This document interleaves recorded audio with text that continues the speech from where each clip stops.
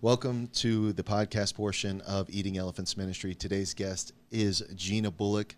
She is the pet nanny in Lakeland. If you guys want to look her up, if you need pets or whatever, or pet sitting. But now she is transferring to relationship coaching. Mm-hmm. Yes. And so she has an interesting offer for you guys at the end of the podcast. For those that listen through, check it out. And here she is. So welcome, Gina. Hi, thanks for having me. Thanks for coming on. Yeah. It was interesting. So you're the first guest that I have not known in my circle at all. Okay. Or if just like starting the podcast and trying to say, hey, do you want to come talk to me on this podcast? And you're the first one that said, sure. Okay. So I appreciate, yeah. I appreciate the boldness and just being able to come on here.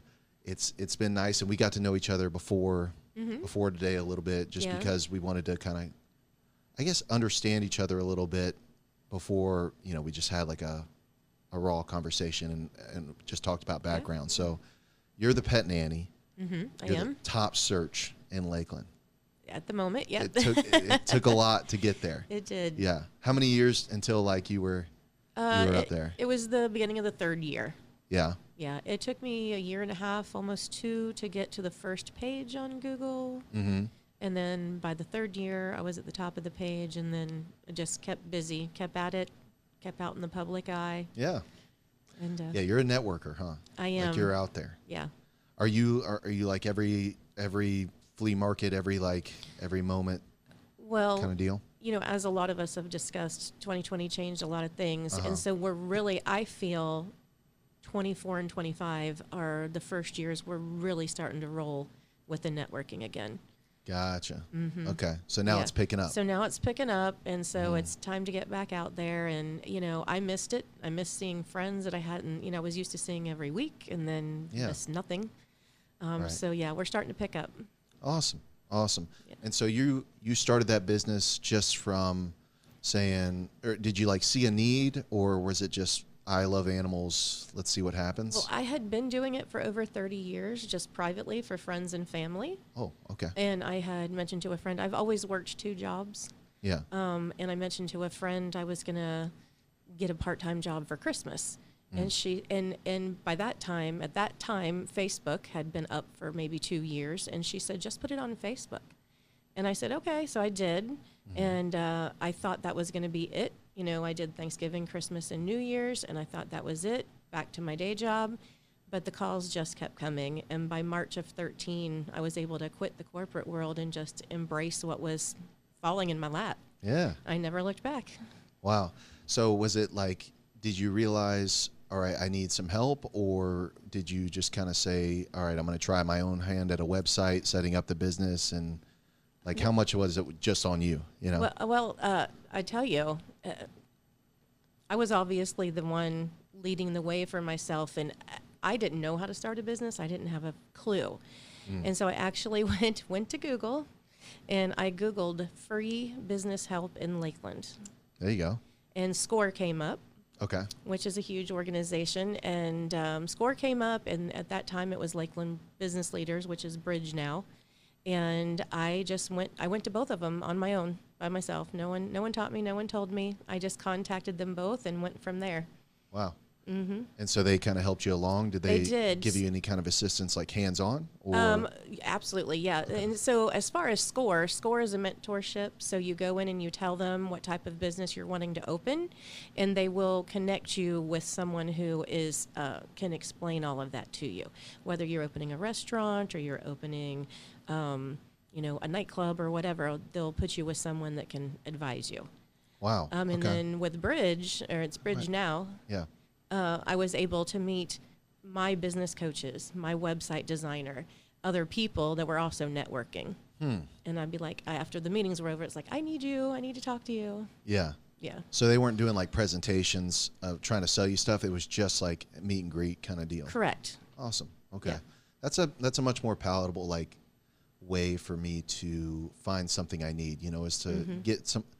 If somebody's in front of and doing a PowerPoint, it's kind of like I don't know really what their other motive. I mean, I know they're trying to promote a business and stuff. Sure. But they're not really trying to get to know, my specific situation and stuff like that. So I like that Yeah. that methodology. And a lot of them, the ones that I like is, they teach you to do your 30-second elevator speech, and know what you're doing and be able to get it out there and, quickly and not overwhelm people. So that's kind of what Lakeland Business Leaders was like when we would all get together and everyone got 30 seconds to stand up and tell what they did. Man, that's convicting because I don't have a 30-second elevator speech. Gotta get it. Yeah. My thing is like, usually it's like, all right, well, how do you eat an elephant? And somebody's like, what? And then I'm like, one bite at a time. It's Eating Elephants Ministry. That's what we. And then they're like, all right, dude. And then I'm like, it's like for Jesus and stuff. So yeah, I just choke, man. I need to have a 30-second deal there. Yeah. Wow. Okay. Practice on that. I'm telling you, I'm gonna try that out. Next guest, I'm just gonna try and say, hey, last episode I was talking about having a 30-second thing. So let me explain to you the podcast real quick. Mm-hmm. Boom. So you can watch that episode and just kind of let me know how I do. Okay. Is that cool? Yeah, sure. Because you got some experience in that. So you set out on your own, and you didn't have any help from like family or anything like that, right? You kind of charted your own path. Pretty much, yeah. Okay. It's just me and my mom. So, mom was along for the ride for support. Gotcha. Yeah. Yeah. Was there any time where, were you feeling unconfident throughout the process of like growing a business and stuff? Or was there a time where you were just like, whoa, I'm doing this? Like, how long did that take? The first year was pretty exciting. Okay. And no, I knew I was doing it. Like the second I'm like, I'm quitting my day job and I'm doing it. Like there was no looking back. I had no animosity. I had no fear or anything because, as long as that phone is ringing, like every day. Yeah. And it, of course it got overwhelming after a while because then the phone never took a break. And that's where I had to learn to schedule myself in. Gotcha. And that was the big thing. But I will tell you, like, I worked the entire first year with no vacation, almost the second year with no vacation. It was really the third year that I started setting the time for myself. Yeah. You're permitting all the vacations, huh? Mm-hmm. Most of the people are trying to plan around you for their That's cruises your and goal. stuff. Your goal is that they call and ask when you're available, and then they plan their vacation. That's the goal of every pet sitter. Gotcha. Uh-huh. Yeah, and then when we were talking, I guess I didn't realize the range. You go to farms, you're taking care of cows. Chickens. You're taking care of saltwater tanks. Yep. Freshwater tanks. Mm-hmm. Lizards. Snakes. I have not done snakes yet. Oh, dude. Telling you. I have one of my own. Yeah? We talked. Yeah. We didn't talk about that, did we? No, I do. I have a lizard and a snake of my own. Gotcha. Yeah, okay. but I don't want multiples. Yeah. Snake people tend to they stick with snake people because they end up having multiples. Yeah. And where you feed no. Not You me. ever go to that Repticon in Lakeland? I have, yeah. Gosh, man, that place is insane. Yeah. Yeah. Yeah. Both of my animals actually came from the company here, Family Reptiles, which great people. Yeah. Mm-hmm. Okay, I haven't checked them out, but every once in a while, my kids get the itch to have a pet, and so I will. I'll do the fiscal father thing and just let them go up to a pet shop and see them for a bit, For a while. like visit. And, we go to Lowry Park Zoo and stuff, but every once in a while they just need to see a rabbit be cute for a while. But it's like that doesn't need to come into the house. Right. We tried fish for a while. Didn't go well. Work. Yeah. And then you have, is it mostly cats? Is that your bread and butter? That's where I'm going. Well, animals, it's up until this year, it's been all animals. Okay. I live with my mom. She's 81, or she lives with me. She's not getting younger, and I want more time for her. So that's one reason for the professional change and going part-time with the pet sitting. So effective January, I'm taking no new dogs. I'm keeping my dog clients. I would never desert my loyal clients at all. And you fall in love with their pets as much as they love them. Yeah. So no desertion of any regulars or anything, just nobody new effective January. And cats are what I'm concentrating on. They're a little easier. I can come and go. I don't have to stay the night with them. I'm still available if my mom calls and needs something, if there's an emergency. I don't have to worry about who's going to take care of the dogs if I end up, having to be with her. Yeah. Do you have any like crazy stories of just being with the pets and they like turn into some issues? Well, I mean, you have a meet and greet. So when you go Yeah. through your meet and greet, that's your chance to be able to meet the animal, see whether there's a fit, even a fit with the parent. Because sometimes personalities are off, and that's okay. You can't take those things personally. So that meet and greet is your chance to see when that might happen. Now, have I had a couple situations? I mean, I have. And, I've had to get through them. Usually I'll call the owner and say, hey, we're having an issue. And, could your son possibly come over to the house and help?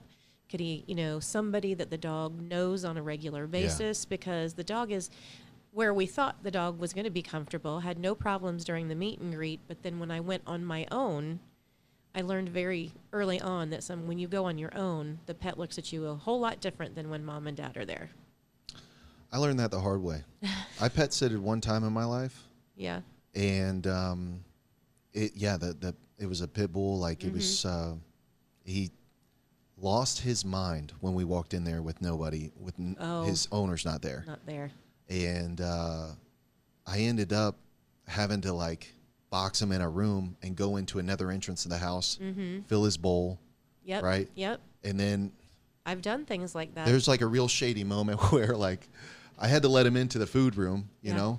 So I went over and I like opened the door and he's like, coming out. And I just had to open the door and push it and then head out, like try and exit before he caught me. He caught you. And I just had to tell him like, y'all got to come home. You know, Yeah. they had to cancel their vacation early. So it's better to go with a professional rather than just a friend, because that did not.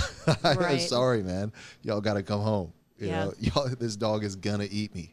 So, and now you've canceled the new dogs to kind of transfer into relationship. Yep, personal development, relationship coaching, relationships with parents, children, spouses, people at work. If you're having problems at work. Just any situation, honestly, where someone feels like they have no one to talk to. Okay. My main goal with starting this business was to just get it out there that you're not alone. Because I grew up for many, many years thinking I was alone, had no one to speak to. I'm an only child. All of my relatives are in Ohio. And I've been here my whole life with no real other adult as an influence to me, other than my mom. And when that doesn't go like you hope it would, her too, then you just don't know really where to turn. Yeah, that is kind of rough. I mean, that feeling of isolation. And also your pet sitting in houses that have no one in them. So yeah, and I'm with dogs and animals all the time, and that does get to you sometimes. Yeah. It does. I feel that. I mean, that's admirable to just. The main goal is to be able to hear people out. Is that what you're saying? Like that's where your heart's at? Yeah. Because I just, with social media, and you see a lot of fear, you see a lot of sadness, you see a lot of people pouring their heart out on social media, and maybe they don't have insurance or they can't afford to get a therapist. I've been fortunate enough that I've always been able to go to a therapist if I needed to. And, there's a lot of people that can't. And so they can't afford it. And, I want to be affordable. I want to be available. And I just want them to know that they can come and sit and talk without judgment and be there for them. That's what I've always wanted to do. Yeah, that's awesome. So you're starting this venture. Do you feel like there's any differences being, just starting this business versus the last business? Are you noticing anything? Well, yes. I would assume that there would be, I'd have to work a little harder. Yeah. I had my own reservations about, I've been the pet sitter. Everybody knows me as the pet sitter for so long. And I had my own reservations that I talked to my therapist about. I'm like, how do I convince these people that I can go from sitting with pets and watching pets for them to actually sitting down and being a counselor for them? Yeah. I feel like I definitely 100% have to prove myself more. Yeah. Yeah. I mean, I don't know. It seems like every time, I've been into therapy before, multiple times in different stages of life. And it's like it's the fourth guy that I call that has availability. I mean, those guys are packed. Busy. Sometimes somebody will tell me the soonest we have available is 6 months from now, like a dentist or something. You know, it's Yeah. like that's just crazy to And me. what good does that do you when you're in crisis at the moment? You could, not to be morbid, but you could literally be gone in 6 months. I mean, depending on the help you're getting, you know, you could be 100 times worse off than you are that moment you sit down and make that call. That's a huge step for some people to just make that call for help. Oh yeah, and sometimes it's just like that stuff is so fresh on your mind, you know, and it is kind of wild. I mean, so maybe you'll fill up your schedule faster than you expect, you know, because it seems like definitely in the younger generations right now, they're prioritizing the mental health pursuit and that journey a lot more, which is great. It is. You know, I think it's a big positive on those generations to be pursuing that. And at the same time, I think that social media really kind of hurts that journey because you kind of get these a lot of gurus that give you like sound bites and stuff, but you're not really sitting and getting like a full understanding of points for an hour.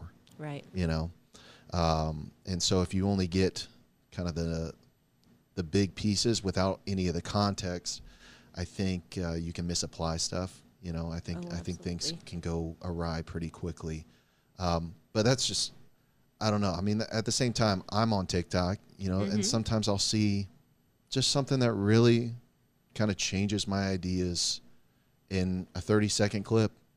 But it's not like I'm gonna go, you know, react to that entirely with my life, but just to have the different perspective. You know what I'm saying? Yep. You know, which is kind of what we're doing here. I'd say, Tony, you know, just adding some scripture into certain takes or certain ways that it applies to life, I guess. You know, I guess that's kind of what we're going for. So I don't know. I think you starting out, you might be surprised. I hope so, guys.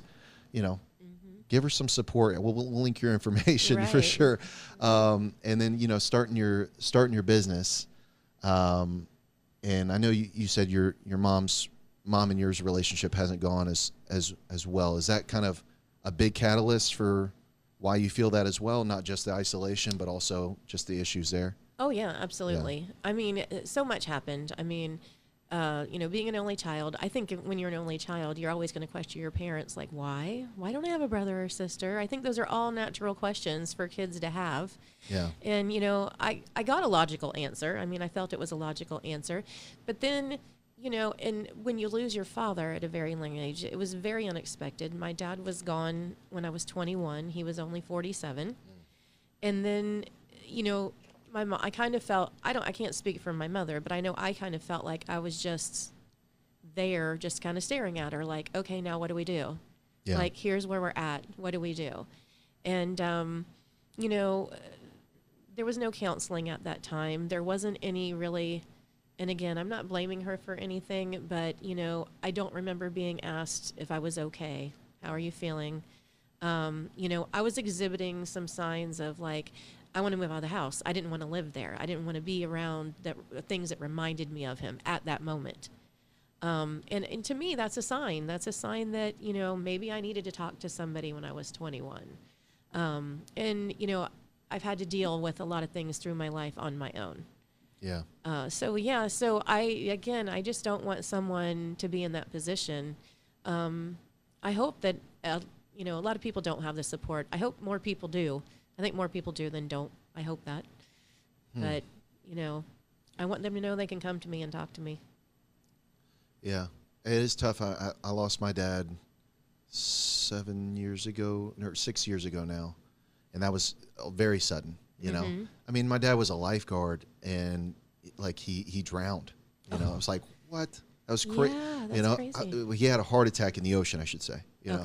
Okay. And he drowned there, but it was just kind of like, dude, that was so sudden, you know. It was just so abrupt on my life, man. Just like took my heart out of my chest in such a, and I didn't end up pursuing, you know, a therapist for that, just to kind of just grapple with what the heck's going on. And, I remember the cop coming up to my door. Like, those moments when you find that bad news, you remember the smells, you remember the feels, like you remember the atmosphere, the weather, just like the wind on my face, man. It was just kind of like, man, you are hyper aware at the lowest points of life, And what's crazy is at the highest points, it's like, man, sometimes I just forget about the best. Yeah. But man, those lows, it's crazy. And I had my daughter was 2 at the time, and that was like a beautiful thing. I felt like that's where, my faith was coming in pretty significant there. I felt my daughter, she wasn't like, I guess, able to ever really settle down and chill, or have like a serious time. She's always playing and stuff. And when that guy told me that, at my front door, I just picked her up, and I held her. Didn't say a word for 10 minutes. Yeah. I've never heard her be quiet like that, but I was just holding her, and she patted me on the back like a grown man, or she knew something was up. Yeah. And I still remember those pats, like it's just one of those things where it's like, geez, man, like my heart's ripping out, but at the same time, my daughter is like being the one thing I need right now, right? And it was a beautiful moment with her. I really cherish those memories, despite what caused them and stuff. But and it's just strange to be able to experience all that. And then, I went to therapy, and I don't know, what's your experience with therapy? You positive, negative, like where are you at? It's always been I've always looked at it as a positive thing. Okay. I've always turned to it during bad times. And you do have to find the right one. They're not for everybody, just like doctors, mechanics. You have to find the right one that you can trust and that, believes in you and talks to you right, and you can understand you properly. I've had some ones that I'm like, after 2 appointments, I'm like, nope, you're not for me. Can't be here. This is not working. Not what I need. Luckily, I found one that I've been with. April will be 3 years. Yeah. And he has completely turned my life around, completely given me all the hope and all the belief in myself that I never had up until that point. Even with having a successful business, I still was like, I don't have anything. I don't have kids. I'm not married.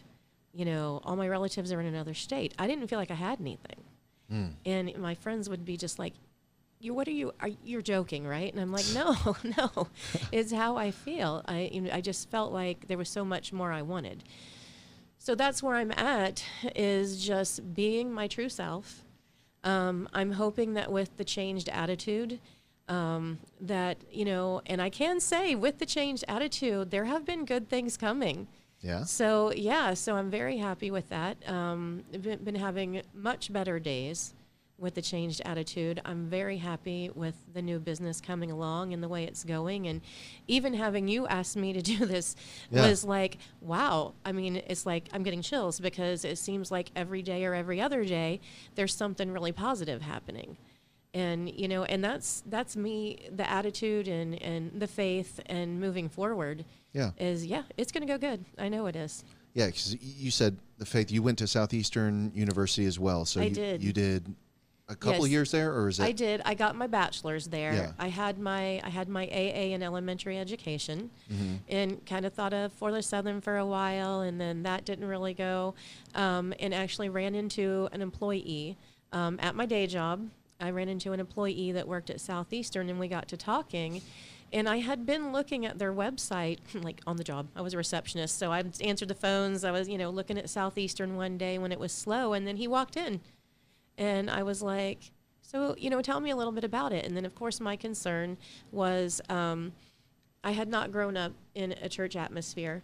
My mom had religion forced on her, so she decided with me she was going to let me find my path. Okay. And that's probably where I'm at now, whether it came when I was 12 or 22 or 50. It's happening now, and to me, that's all that matters. Wow. And Southeastern had a lot to do with that. Being an adult student there, I was not required the chapel hours.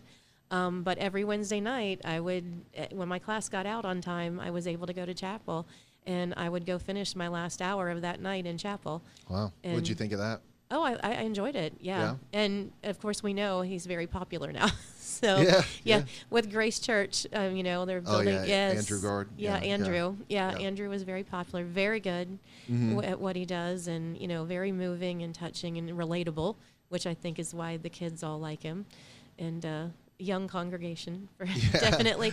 Yeah. But yeah, so that, that definitely, I was proud to be there. I was happy to be there. And so, yeah. Wow. And so you said that services. you took a human service. Okay. Human services. That's what I didn't mention. Yeah. And then you had to take like the Bible classes and stuff like that. And we have everybody, as far as I knew when I went, I graduated in 14. As far as I knew, everyone graduated with a minor in biblical studies. Okay. So yeah, I think that, I don't know if that still holds up, but I think that was true at that time. in my time as well. And then so you're just like having to learn the Bible from a professor rather than a Sunday school teacher. Correct. Like, okay. Yeah. How'd that go? Like, is that? I enjoyed it. I mean, it made me want to travel and see places I'd never seen before, which is something on my to-do list. You want me to tell the story? Sure. Yeah. So I had never opened a Bible before, and naturally I took Introduction to the Bible. But I was the oldest one in the class. All of those kids already knew the Bible front and back.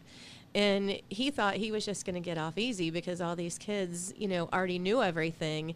And I was trying to follow along and keep up and learn and really learn something, and I wanted it to spark my interest in everything. And he was just so above me. And so being an older student, I went and saw him after class one day, and I sat down and I said, okay, look, we're going to have to talk about this. I was like, this is intro to the Bible, not already know the Bible. Yeah. So I said, you're going to have to cut me a break here. So Yeah. I'm like, you're way over my head. We got to talk about what we need to do about this, what I need to study maybe on my own after class. Where do you suggest I go? I mean, let me write a big report. Tell me what to do so I can, keep my grades up and get something from this instead of being lost. And he was great. That's like super bold of you. I've never had the courage to ask a professor, hey, give me something else because this isn't for me. That's something that just comes from the wisdom of like just knowing, okay, hold up. We got to switch something up here. Right. Right. So, but did you feel like it adequately kind of addressed like an intro, or do you think it was just kind of, absolutely. Gotcha. Yeah. Yeah. I had to take those classes as well. It was a little strange, because I did have a little bit of a church background.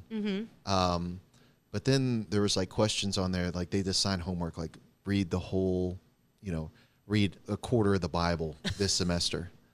And then we're going to ask you at the end if you did it. Oh. And then, right. Yeah.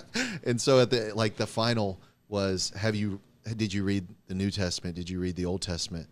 And, hey, I'm all for, being honest, but at the same time, right. those questions counted as answers. I'll leave it at that. Right. From my professor. She said that she gets like people messaging her years later saying, I'm so sorry I lied, that I didn't actually read the whole Bible. Read it. And what is it? I mean, one semester. But I'm not saying I apologize. I'm just saying that my sin's between me and the Lord. So me and him can handle it, not me and you. All right. Yeah. But I get it. So, but is there, so after that, was there any kind of like interaction outside of SEU with the church, or like, did you kind of say like, all right, that was cool, or? Well, I started the business. I started the pet sitting business during that time. So honestly, there was not a lot of time for anything once I started the business. But I watch a lot on TV. I watch a lot of YouTube. I watch a lot of podcasts. I read a lot. As far as finding a comfortable church to go to here in Lakeland, I have not done that yet. Yeah.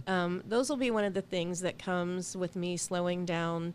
I digress, but I went to one of my professors and I said, what do I do now? I'm like, I have this profession of pet sitting that I've set up for my whole first year in 2013.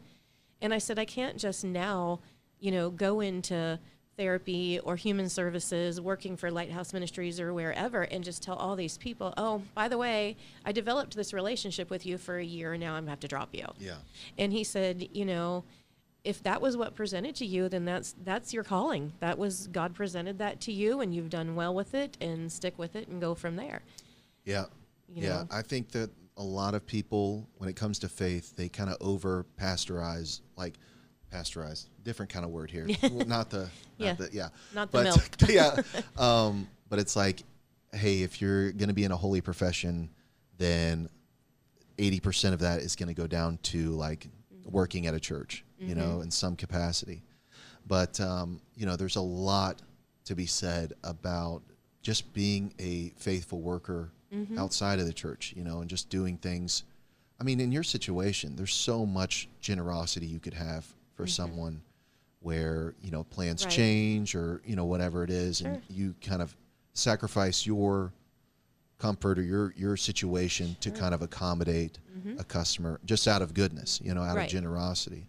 Yep. And that could mean more than a sermon ever could for some people. Sure. Oh, I have in that profession, you do become very personally involved sometimes because, you know, you're in their house, you see why they're traveling.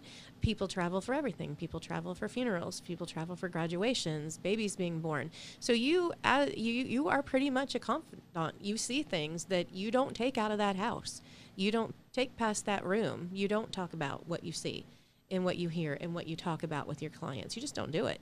Wow. Because they will. You know, you go over, you know, you might go over to, maybe I left something at the house or, you know, they say, we got a new dog, we want you to meet. And you might go over there and you don't know what you're going to walk into. And have I sat down and held somebody's hand while we're holding the dog? Yeah, I've been there. That's beautiful. And you just, you know, you don't know. You do become part of the family. So. Yeah. See, that's like, it's just something I would never expect. Like, but yeah, I mean, if you're having a bad day and the pet nanny is there and being generous, like, yeah, sure, dude, I'll break down right there. You know? So that's just happened. Is it mostly guys, mostly ladies? Like, I mean, it's been a little bit of both. Okay. I mean, it doesn't happen a whole lot. I've been doing it now, over 12 years? Yeah. I mean, I maybe have it happen 6 times over that 12 years. Okay, well, that's 6 times more than I've had pet sitting and, you know, being there for somebody. That's awesome. Yeah, but they also know they can call me, and they do. Yeah? They'll call and talk to me. Yeah, they will. That's cool. They will. That's really cool. Yeah. I feel like there's just those there's those peripheral spots, you know. Like, dude, one time I started talking to my barber, you know. And it's just like I forgot I was in a chair with a bunch of people or something, you know. She got some information out of me. Yeah. That I was not. And we're the same way. Yeah. Yeah. Your hairdressers, absolutely. Your barbers, your hairdressers, all of that. Or a coach, you know. Yeah, a coach is a big one, man. Absolutely. Oh, man.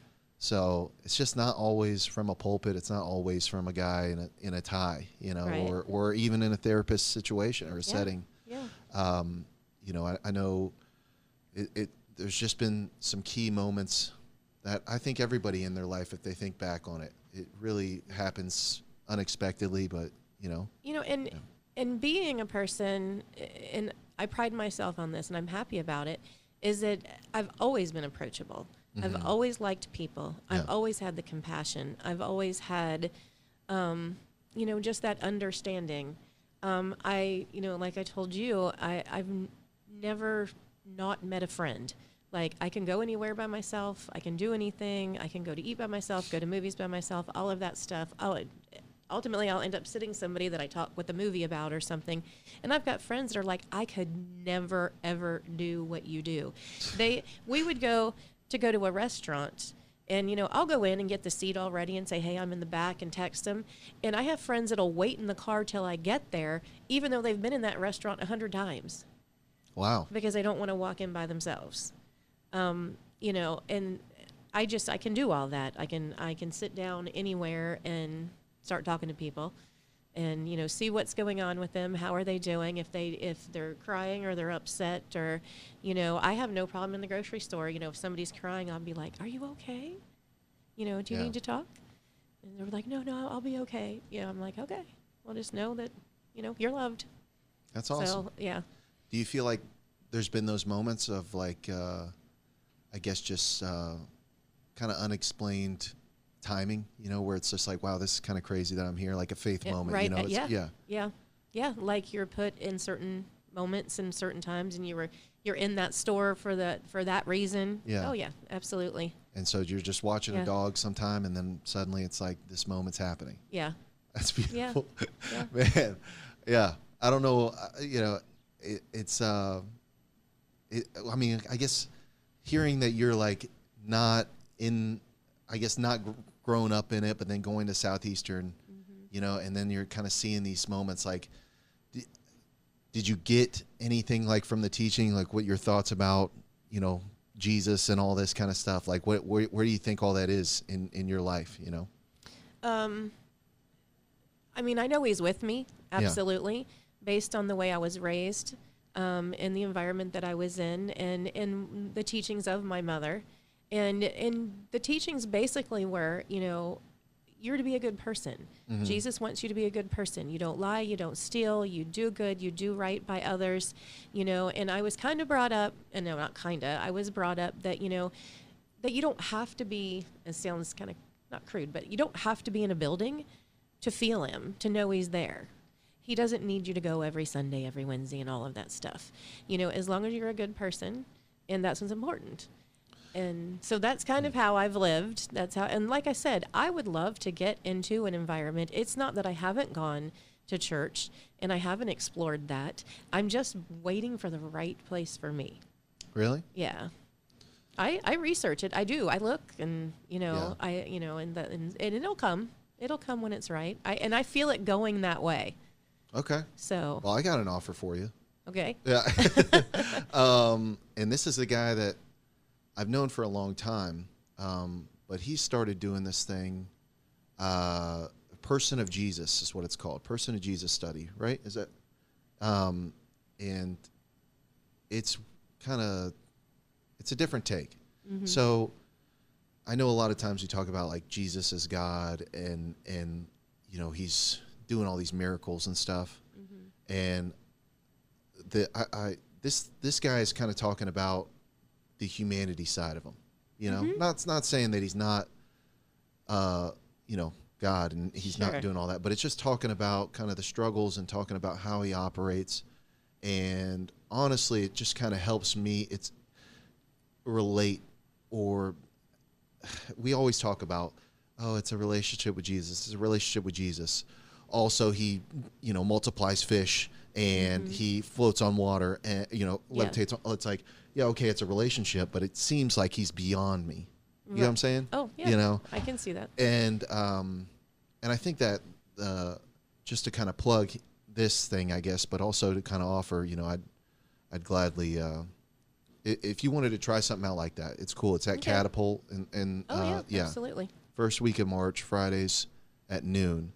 I'll be going to that. And I'd love for you to join me. Okay. I mean, you could say no. It doesn't have to be a yes or no now. But I'm get me right now while everything is good, because I feel like everything being offered to me like now is meant to be, and I'm happy with it. And so, and I'm definitely I'm open-minded about a lot of things. I forgot where I was going with that. Well, it's a weird absolutely. Thing because, I've been in church since I was 16. And it's always been kind of talking about God, and like being so big and strong. And it's like, mm-hmm. you don't really get to see the struggles or the weakness or the moments of real, like, hey, I went through what you went through. And it's almost mm-hmm. therapeutic mm-hmm. in a sense of making your faith more understanding of like how he would do things. People say like, what would Jesus do and stuff, but mm-hmm. but once you kind of hear this kind of stuff, it's like, all right, I can kind of see what he was thinking or kind of see how he was reacting to certain things. And mm-hmm. Man, I guess I just want to, I guess I'm just saying that, I know I'm word vomiting here a little bit, but it's like, it's instead of being just God, he's also like human now. you know, Right. for me. And Yeah. that's a beautiful thing, because that's how he was. And so, He was very Yeah. human. I Yeah. mean, he loved the people, yeah, you know? yeah. And I don't know. So, all right, you're invited. You're in. Cool. Yeah, I'm in. All right. I'm in. That was easy. What, you saying something over here? You about to comment? All right. No, man, good sales pitch. So, well, that's cool. And for the audience out there, you know, just anybody that wants to see something different, kind of get a different take, you know, it's definitely a lot more feeling involved, which as a man, you know, I was against emotions for a while, I'd say, you know, Well, yeah. just push them down, you know, Yeah. be Well, that's tough, how you're brought. Yeah, that's how men are brought up. That's They're right. brought up differently. strong, Ook, you know. Yeah. And now it's kind of, I had 2 daughters. I've been married for coming up on 13 years now, and you know, life has shown me that these are unavoidable things, these feelings, these Right. tears, and Yeah. and so once that happens, there's kind of you know, there's a release for sure. You know, I'm not Sure. not a guy that's opposed to crying anymore. You know what I'm saying? Yeah. But it's like it's opened me up to being more emotional with the faith as well. And Well, if you get a pet, make sure it's a boy, so you're getting the numbers up. there we go. Yeah, yeah. Oh man, I'm tired of crying. Go hump something, dude. You know, like whatever it is. Go walk the dog. Go walk Yeah. the dog. And so you're moving into this life coaching, Yeah. or sorry, not life coaching. That's fine. It's Okay. fine. Life coach. We're all kind of called life coaches. That's Yeah. that's kind of an umbrella statement, and then they tell us to find our niche. Okay, And so yeah, but yes, moving into the coaching coaching side and of the things. relationship thing. You know, I wish there was just a title to say, you know, I'm here. I'm an ear to listen. I'm here to listen. You know, Yeah. my ear is always open, and so many people know that. I mean, the ones that have gotten to know me, because I'm not one to sit at home. I'm a people person. It's not going to happen. I get bored. And if I'm at home, I'm texting somebody. Right. But when I'm out, like I said, I can go out by myself, and I have known over the years, people will gravitate toward me. I give off a comfortable vibe of, and I know when someone wants to be left alone or if someone wants to talk. And if I say something to them and they obviously want to be left alone, I don't badger them, you know. Yeah. And 80% of the time, they'll end up talking to me because I've left them alone. I'm like, oh, okay, well, she's there, you know. So, but That's awesome. yeah, and I'm able to handle some situations that start to elevate if I'm out someplace. And I kind of have a mom look on me, even though I've never been a mom. I'm good with the mom look, and so if I hear things kind of getting out of hand, even, you know, if I'm in Mum Park downtown walking, and I might hear, you know, some people in the park that are getting angry with each other or something, I'm the first one to go, like, walk over and go, okay, hey, what's going on? For real. Yeah. Wow. And it's just, you know, I've never been hurt. I've never gotten in the middle of anything that I Yeah. couldn't get myself out of, or that I didn't get calmed down. But it's like, hey, you know, everyone can hear you. Is everything okay? Do I need to separate you two? Like, you know, let's sit down and talk about this. That's beautiful. So, Wow. yeah. That's awesome. So do you feel pulled to a certain group, or is it just kind of just anybody? It's just anybody. Awesome. Yeah. And you know, to think about, I guess what we said before with the therapy stuff, you know, it's it is interesting that there's no categories. Like there's no approaches where, because yeah, you go to some guy, you spend, you know, I don't know what the prices are now, but it's Right. got to be $150, Oh. you know, for an hour and Yeah, stuff. at least, yeah. And you try that 2 times and you're like, this guy's not for Not me. You working. know, it's like, why don't we have something where you kind of have a category, you know, of your approaches, I guess, or because those guys, they all have a type. Sure. I mean, they do. There's, I've been to guys where they do this stuff where, yeah, oh, that must be really hard. I couldn't open the door fast enough to get out of there Right. when somebody does that. Yeah. You know, and I mean, but my wife wants me. You know, Yeah. my wife wanted me to give it a shot again, so I go in there. So how are you feeling this week? Yeah. Hey, I don't want to talk to you. You know, like, why are you whispering feelings to me? You know, Right. it's like, Yeah, you want them to be real. Yeah. I mean, they're real people. You want them to be real. You want them, you know, you want your therapist to seem like they're listening and they're getting you and they're hearing you. You want to Yeah. be heard. And you want to feel like they respect your feelings, not like they're just doing this for the money or I've done it for too long, I'm bored with it. And I've been in that situation where, you know, they just kind of sat there and looked at me. And I'm like you said, I'm like, no, not for me. Yeah. I think I understand, you know, going in to a therapy session and them being good listeners. That's good for me. But me personally, you know, I'm there for solutions. Like, I need counsel. I need, like, I can't figure this out. That's why I'm coming to you. It's not because Some direction. I don't have, it's not because I just need somebody to hear me. You know what I'm saying? Yeah. And I think a lot of times, even when I push that, right? Because on all of them, I've pushed that. Like I said, with my dad dying, I went in there and I said, like, listen, I need some way to deal with not wanting to wake up, you know, not wanting to get out of bed, kind of stuff. Right. Like, felt like me and him ended on real bad terms, Yep. and it was just kind of like, cannot stop thinking about it. And what I got from guys was, yeah, that must be really hard. You know, it's like, maybe think about this while you're going through that, or it wasn't really addressing the problems. It was really kind of just managing the problem. Right. You know what I'm saying? Right.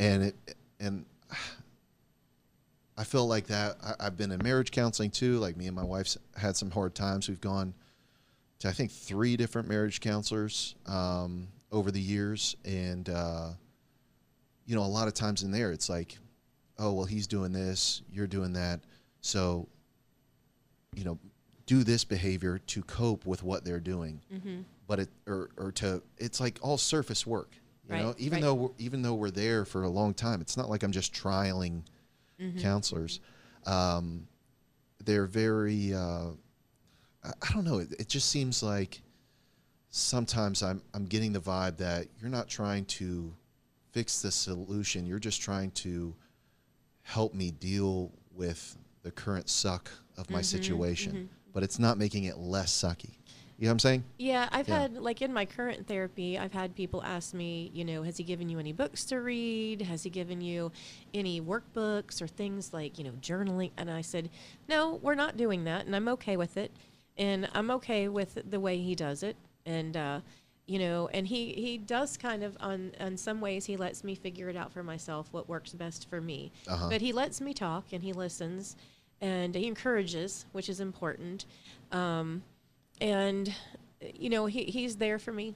And it was, you know, I went at a time where I was just completely lost. You know, it's been about 3 years, and COVID hit me hard, and it hit a lot of people hard. Yeah. You know, I felt like my whole entire life changed.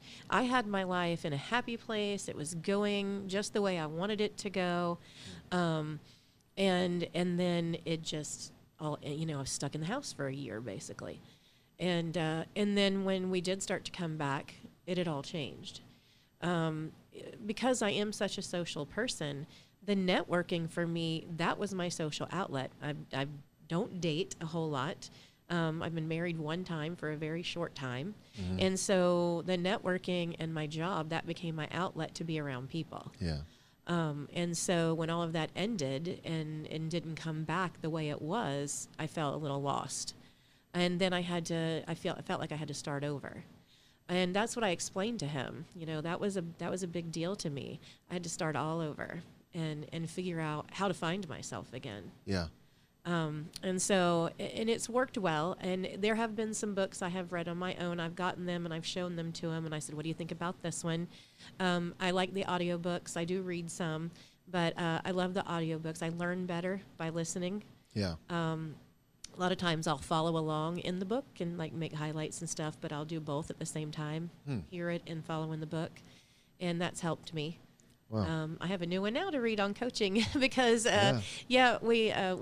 my business coach the other day, he's in the same boat. A lot of people like to talk to him. He's found that he can't even really go out in public right now because everyone wants to stop and talk to him. So he's having trouble getting work done sometimes. And so that's kind of me. I have to transition from that talking to everybody for free all the time to making it into some sort of business and kind of getting people on that track. And the funny thing is that, the cost isn't that isn't my main thing. I'm like, oh my gosh, I'm thinking like, what am I going to charge and this and that. Yeah.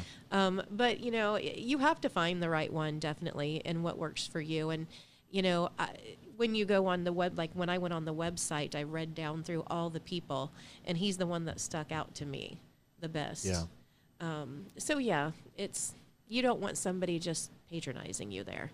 Yeah. Yeah. It's, I guess there's, and I kind of see some comparisons with how Jesus acted too. It's like, all right, man, you come to me like, I love you, I'll hear you out, but then you're going to do this stuff differently, Mm-hmm. And I think that almost all my counseling experiences have been, they explain the why of what I'm feeling or, the what I'm feeling, kind of diagnosing all that stuff. Right. It's just helpful. But it doesn't get to the root of like the reason it's happening and how to handle that. You know what I'm saying? Yeah. And so my last therapist, I'll plug him like Rick Zelinka. I don't know if he's retired now, but when I found that guy, Mm-hmm. I found out he ran from Florida to Washington, state. Mm-hmm. Like he did that. He did that with his life. And I thought, what the heck? Like he jogged, he ran the Forrest whole way. Forrest Gump style, it all the way up there. Wow. Yeah, like he's like a Guinness record or something like that for something. But wow. And then I thought, okay. Suddenly I had like immense respect for I was like, all right, I'll go see this guy, Yeah. And it's pretty funny. I think that we got through the surface work of why I'm feeling or what I'm feeling, and then but he was the first guy to really say like, don't do that. Mm-hmm. That's not right. Right. Stop doing that. Mm-hmm. And everybody else was kind of like, I understand. I feel where you're at. Mm-hmm. But it was all defense. He went on offense and kind of said, this is how you change this. This is how you need to get it done. And then the session started changing where it was like I was talking to a coach. Right. It was like I was sitting there saying, well, this is how I handled this. When she said this and when that happened, this is what I did. And he goes, dummy, or something like, like, yeah, like why? And my big thing was, I'll kind of open up a little bit here, but it was just like, why are you trying to control this situation? Why are you trying to control that? Mm-hmm. Why are you focused on getting the outcome that you want rather than, there's three people's free will involved here. Right. Like you can't handle that. Mm-hmm. And, dude, immediately, just addressing something that I didn't realize I was struggling with as much. Sure. And then once we started doing that, I started seeing the angles of where I was going wrong. It was just kind of like, holy cow. And that was the only counselor I've ever graduated from, where he said, all right, man, you don't need me anymore. Yeah, and I said, yeah, I don't, But everybody else was kind of like, hey, come keep talking to me about your feelings. And he was like, all right, I hear your feelings. Now here's what we're going to do differently about it. You get what I'm saying? Yeah. And that was just such a refreshing thing to realize that there's another side of counseling or therapy where you're actually addressing the root of the problem. Mm-hmm. And one of the things that I believe in is, we're all individuals. We get ourselves in marriages and situations and professions, but we can't forget who we are. We can't let that go to the wayside. We still have likes and dislikes and things like that. Like, for instance, what has helped me, and this didn't come from my therapy as much as him helping me to believe in who I was.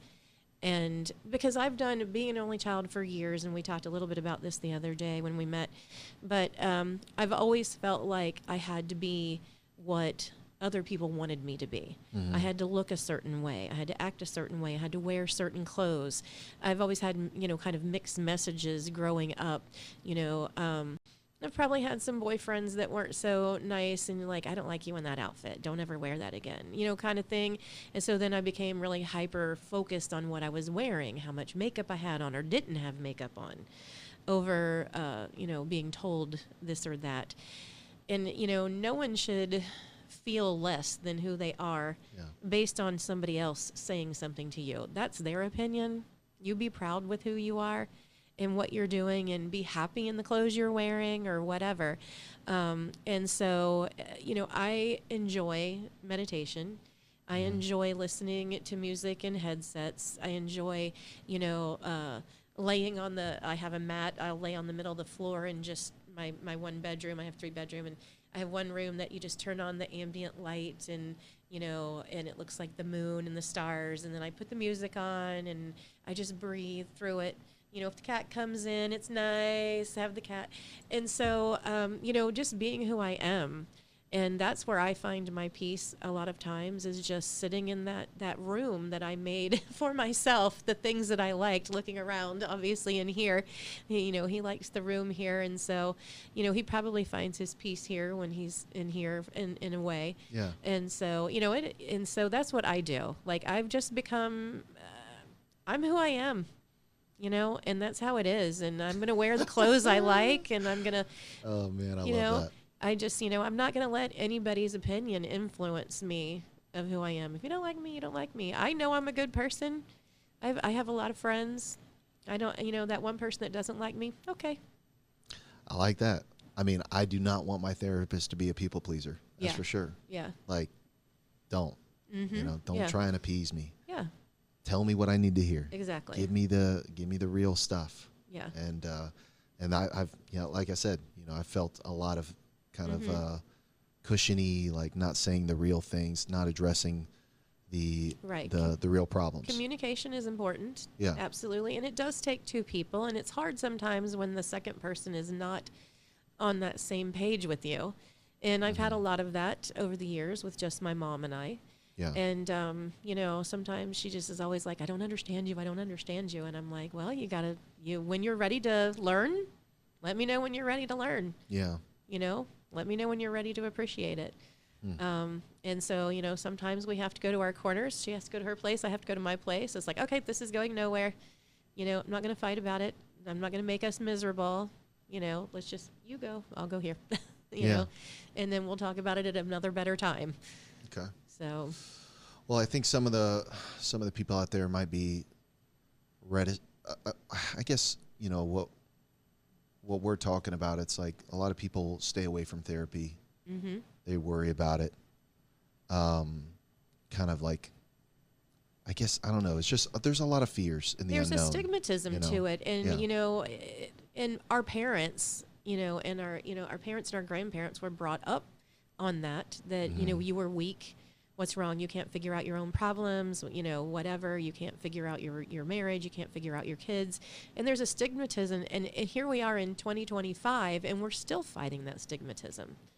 And that's what we have to do. We have to get that stigmatism taken away. We have to have people that believe in it and believe in themselves and understand that there are those of us that are here for you. You're not alone, and we're not going to think less of you. I don't think less of anybody for going for therapy. And I love that people on the radio are talking about it. People on TV are talking about it now. I started collecting T-shirts. It was one of my things. It was just a therapy. I was never a big shopper, ever. Yeah. I was never a shopper. But here lately, I've become a shopper. And I have a lot of T-shirts that have very positive words on them.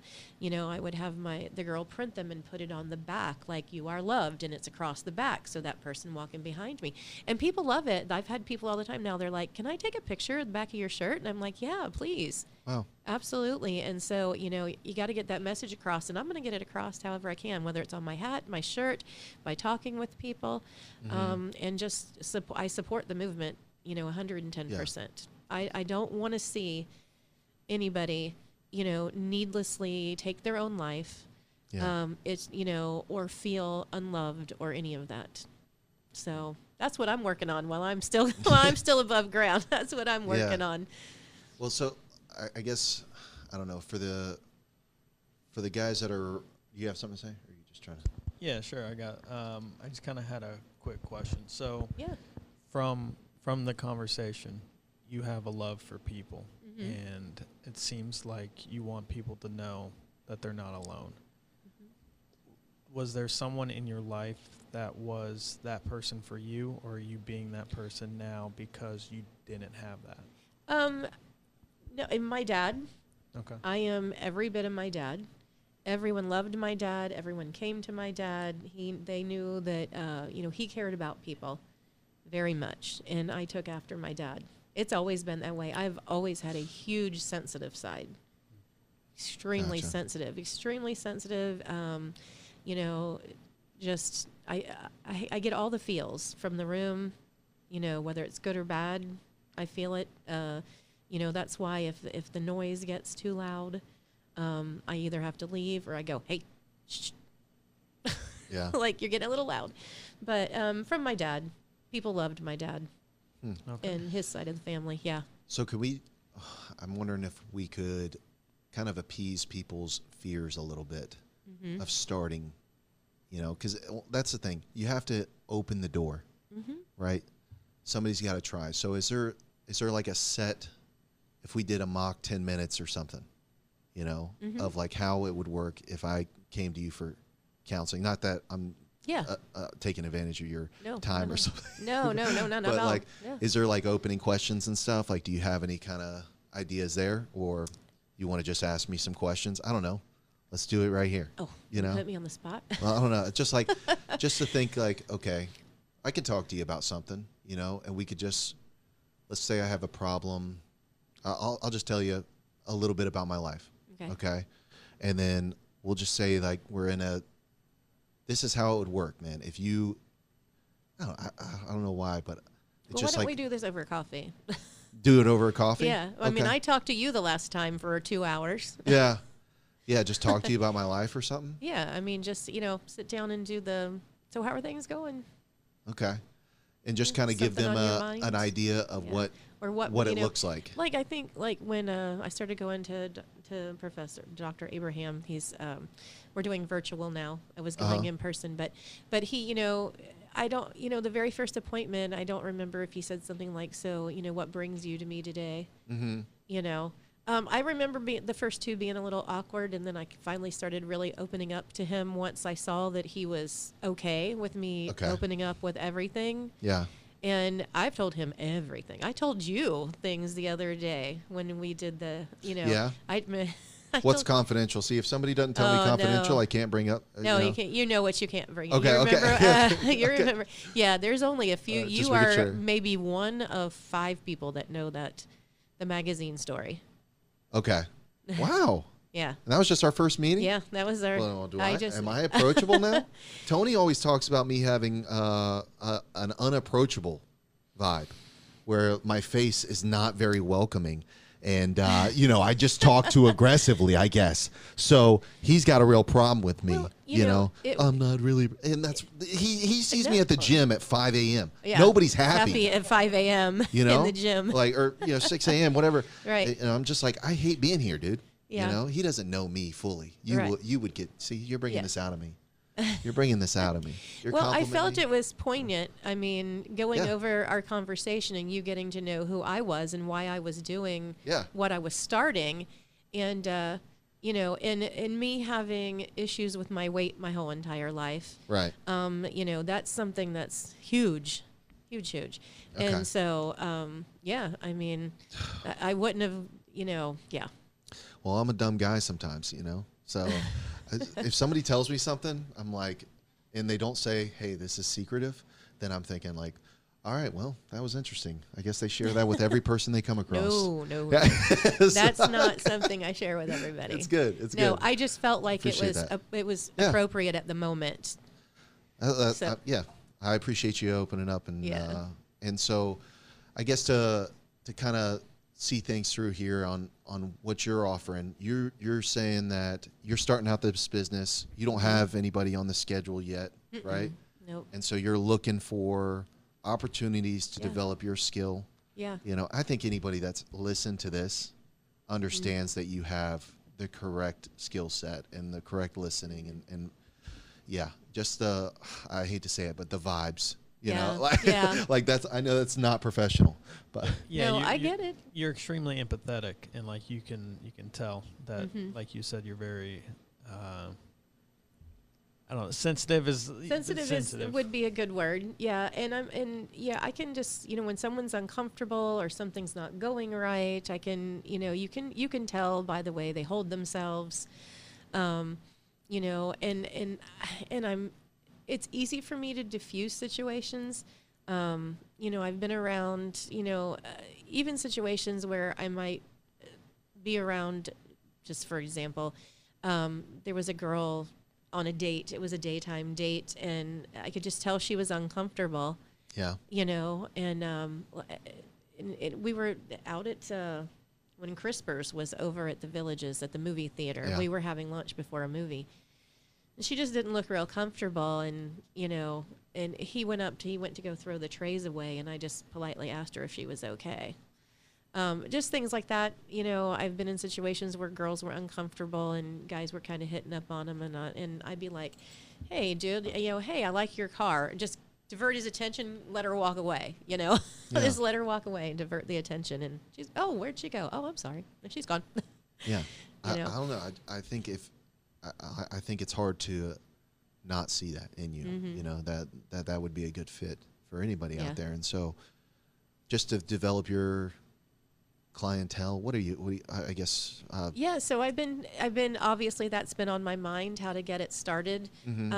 So you know, I talked a little bit with you, a little bit with my business coach after we talked, and you know, I'm looking at doing some free sessions. You know, if people want to reach out maybe for about, let's say, what are we? We're almost to March, so maybe we do about 15 days, maybe 15 to 20 days.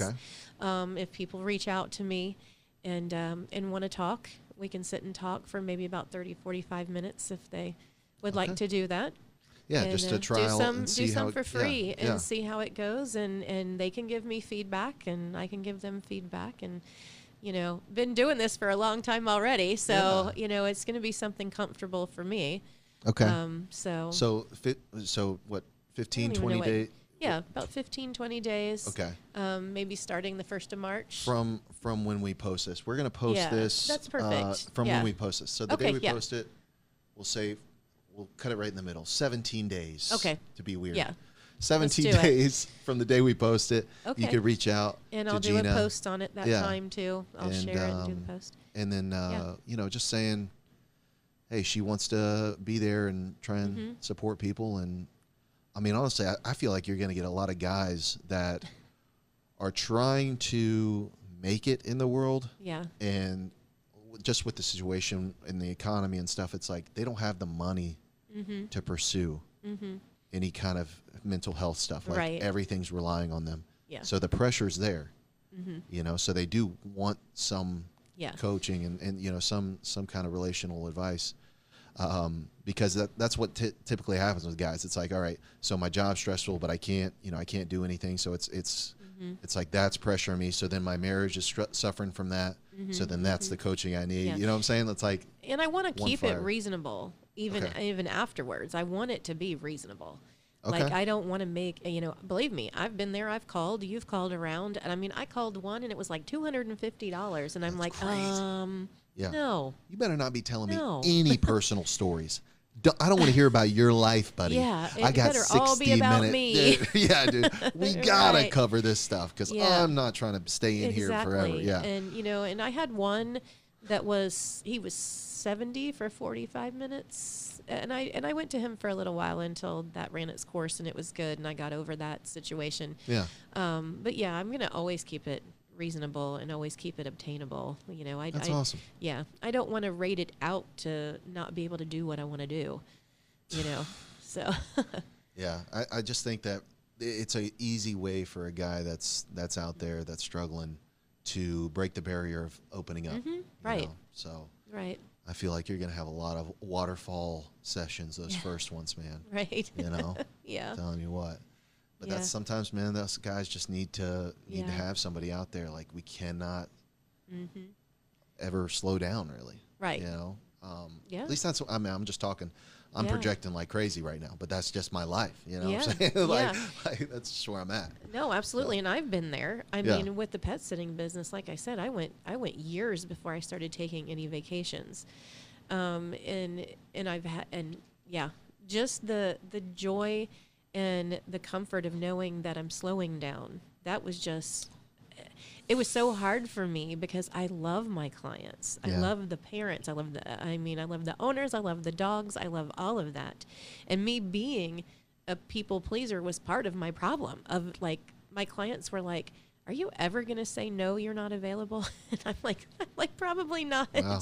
Yeah. Because it's so rare. And so I built this business with people automatically thinking I'm always going to be there. And it's taken me a year and a half to start telling them, this is where I'm moving toward. This is where I'm moving toward. And so, I've been suggesting other pet sitters. If I'm not available, I've always gotten to know the other pet sitters because if I had to recommend them to someone, I wanted to know they were going to get the same type of treatment they were going to get from me.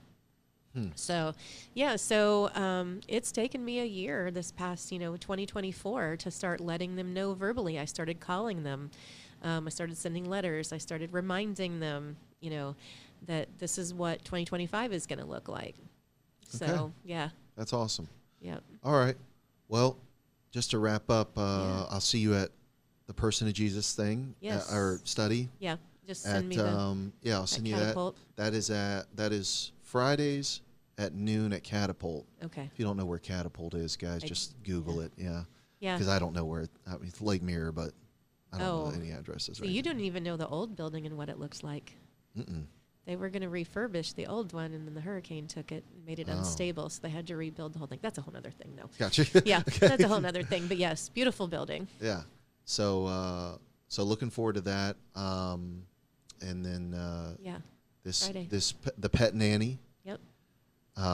Still taking other things, just not new dogs. No new dogs right Right. now. No new dogs. Yep. so- Cats and the small stuff where I don't have to stay the night and be away from, building the new business. And my mom. My mom is a main focus. I'm not getting any younger, so doing some traveling, with the coaching business. I can do Zoom meetings from Hawaii. I can, Yeah. anywhere. I actually did a counseling session. I was in a counseling session at the beach once. I'm in my hotel room. I'm like, look, there's, Treasure Island. Here's the water. Yeah. So, I can take that with me when I travel more. Yeah. And so, yeah.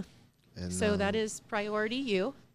Oh, Priority You. Priority Okay. You. Gotcha. Priority You. That's a good one. I Personal like that. development coach. Yep. That's awesome. Okay. And so, guys, I guess to my viewers, man, be brave enough to reach out. That's the thing. You have to cross that threshold to experience any kind of difference, guys. If nothing changes, nothing changes, right? It's just a classic thing. If nothing changes, nothing changes. And if you don't change anything, if you don't ask for help, if you don't, sometimes, and just, I know most of my viewers are probably faith-based, so sometimes God wants you to rely on the others. He wants you to find your other people, that your friends that he wants to bring into your life, that this kind of stuff, like maybe that feeling of loneliness, maybe those times where you are in isolation. Those are all things that happen to everybody in the Bible, sure. But also, there's other people that come across in their lives that God uses. And so, maybe that's Gina in your life. Maybe that's somebody, I don't know. You guys you gotta try something. You can't just Definitely. keep doing the same stuff. Yeah. And you can't just let it sit inside. Yeah. You just can't. That's when you find yourself in a bad spot. Yeah, that's where And suicide's the highest rates. And, alcoholism, turning to drugs, any of that, just to feel better or to feel different. It's not necessary. There's going to be somebody out there. Okay. Yeah. All right. Let me pray, and I'm just going to pray for those that hear this, that they take the action there and reach out to you, Gina. And I'll pray for your businesses as well. So, all right, God, thank you so much. Just for leading me and Gina's path across each other, and then we can have this podcast together. And just to get to know her, it's been a blessing. I ask that you continue to bless the Pet Nanny business and just allow her to continue to sustain herself and her mom, and I just appreciate her heart for her family as well, Lord. That's it's a beautiful thing. This new venture that you got her on, I pray for her steadfastness, her motivation there. But I also, I just really pray for the listeners here, the viewers, that that they have the courage to step out and try and seek some help. You know, without judgment, without any issues there, just to be able to just go for it and try to change something. I pray for them. I pray that you just continue to bless her and her life, and we thank you for all that you do. Thank you for person of Jesus as well. And in Jesus' name, amen. Amen. All right. Thanks, Gina. Thank you. Yeah.